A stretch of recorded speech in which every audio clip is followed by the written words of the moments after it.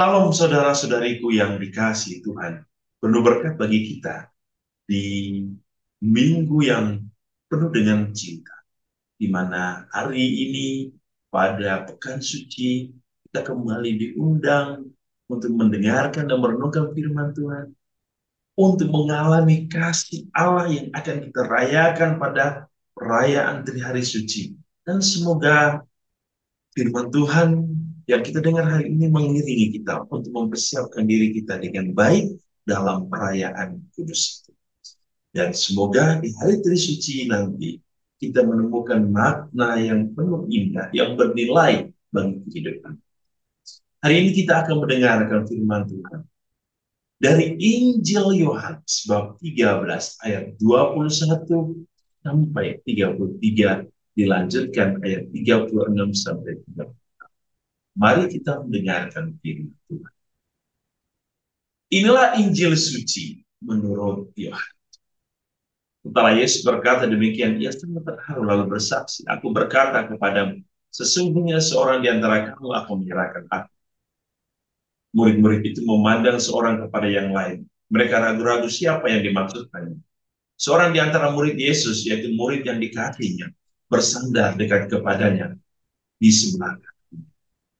Kepada murid itu Simon Petrus memberi isyarat dan berkata, "Tanyalah siapa yang dimaksud." Murid yang duduk dekat Yesus itu berpaling dan berkata kepadanya, "Tuhan, siapakah?" Jawab Yesus, "Dialah itu yang kepadanya aku akan memberikan roti, sudah aku mencelupkannya." Sudah berkata demikian, ia mengambil roti, mencelupkannya, dan memberikannya kepada Yudas, anak Simon Iskariot. Dan sesudah Yudas menerima roti itu, ia kerasukan iblis. Maka Yesus berkata kepadanya, "Apa yang hendak kau perbuat, perbuatlah dengan segera." Tetapi tidak ada seorang pun dari antara mereka yang duduk makan itu mengerti apa maksud Yesus mengatakan itu kepada Yudas. Karena Yudas memegang kartu. Ada yang menyangka bahwa Yesus menyuruh dia membeli apa-apa yang perlu untuk perayaan itu, atau memberi apa-apa kepada orang miskin. Yudas menerima roti itu lalu segera pergi. Pada waktu itu hari sudah malam. Sudah Yudas pergi, berkatalah Yesus, "Sekarang anak manusia dipermuliakan dan Allah dipermuliakan di dalam dia. Jikalau Allah dipermuliakan di dalam dia, Allah akan mempermuliakan dia juga di dalam dirinya dan akan mempermuliakan dia dengan segera. Hai anak-anak, hanya seketika saja lagi aku ada bersama. Kamu akan mencari aku, dan seperti yang telah kukatakan kepada orang-orang Yahudi, ke tempat aku pergi tidak mungkin kamu datang. Demikian pula aku mengatakannya sekarang juga pada kamu." Simon Petrus berkata kepada Yesus, "Hai, kemanakah engkau pergi?" Jawab Yesus, "Tempat aku pergi engkau tidak dapat mengikuti aku sekarang, tetapi kelak engkau akan mengikuti aku." Kata Petrus kepadanya, "Tuhan, mengapa aku tidak dapat mengikuti engkau sekarang? Aku akan memberikan nyawaku bagimu." Jawab Yesus, "Nyawamu akan kau berikan bagiku? Sesungguhnya aku berkata kepadamu, sebelum ayam berkokok, engkau telah menyangkal aku 3 kali." Demikianlah sabda. Terpujilah Kristus. Saudara-saudari yang dikasihi Tuhan, apa yang kita dengar dari peristiwa hari ini? Ya? Dalam peristiwa hari ini, Yesus makan bersama. Dan pada saat makan bersama murid-muridnya, Yesus berbicara pertama tentang pengkhianatan. Yang kedua, Yesus berbicara tentang penderitaan.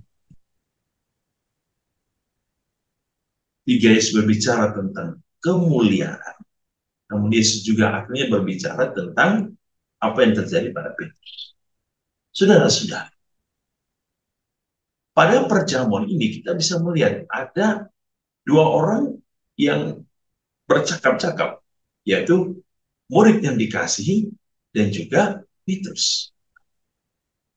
Menurut kalau kita ke Tanah Suci, ke Israel, menurut orang Yahudi, meja perjamuan Tuhan itu tidak seperti yang ada di gambar, ya, di mana ada meja panjang, tetapi bagi mereka itu mejanya berbentuk kayak huruf U. Ini memberikan sesuatu yang bermakna bahwa posisi-posisi itu sangat penting.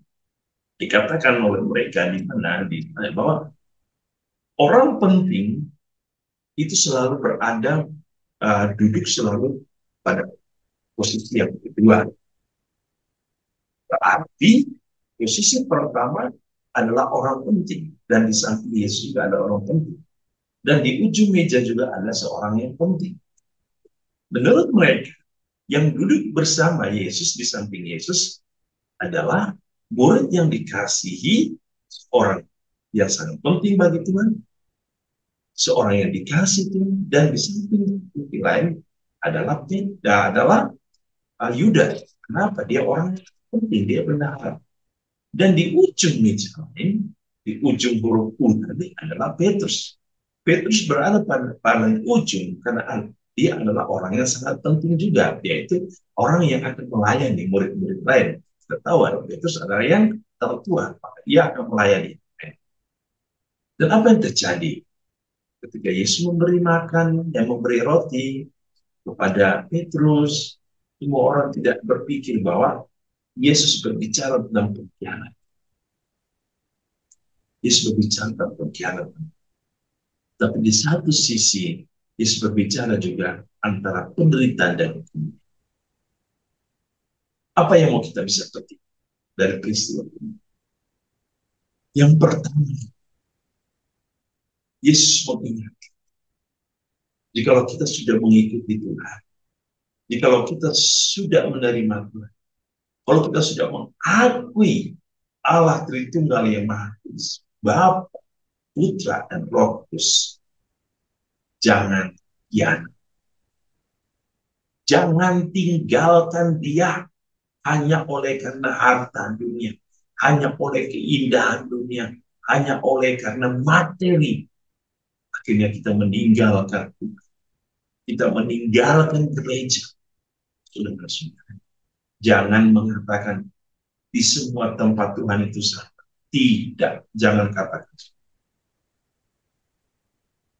Yesus ketika ia berkata kepada murid-muridnya, Petrus, di atas batu karang ini dirikan gerejaku yang Allah Bapa telah mengutus Yesus sebagai imam, imam yang memberikan kita kehidupan baru, imam yang ditabiskan, diurapi oleh Allah sendiri untuk menjadi imam yang akan menyerahkan hidupnya bagi dunia. Dan melalui Yesus kita menerima rahmat imam itu. Saudara-saudari, gereja telah didirikan oleh Tuhan sendiri. Dialah Allah yang membebaskan. Dia mengingatkan kita akan kesetiaan dan ketaatan. Karena dalam kesetiaan dan ketaatan itu, kita menemukan kemuliaan yang disampaikan oleh Yesus. Barang siapa yang mempermuliakan aku akan mempermuliakan dia dalam apa. Ingat kata Yesus. Tapi barang siapa yang menyangkal putra, maka putra pun akan menyangkal dia di hadapan Allah. Maka yang dibutuhkan di sini adalah kesetiaan dan ketaatan menjadi murid Tuhan. Jangan peling-peling. Jangan tergoda oleh harta dunia. Jangan tergoda oleh karena kegantengan dan kecantikan dunia. Saudara-saudara, semuanya itu akan hilang dan lenyap. Tapi Tuhan tidak pernah ya. Maka setialah Tuhan yang sudah kita janjikan dalam rahmat, dalam sakramen pembaptisan untuk setia sebagai putra putri. Tuhan Yesus memberkati kita dalam nama Bapa dan Putra dan Roh Kudus.